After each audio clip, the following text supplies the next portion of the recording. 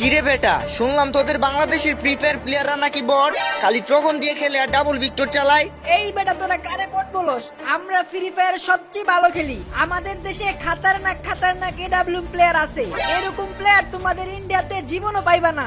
আমাদের ইন্ডিয়ানদের এডাব্লিউএম চালানো দেখলে মিনা সার্ভারের বিটুকে পর্যন্ত ভয় পায়। আর তোরা বাংলাদেশিরা তো আমাদের হাতের মুয়া, তোদের মতো নুবদের আমরা গনাই ধরি না।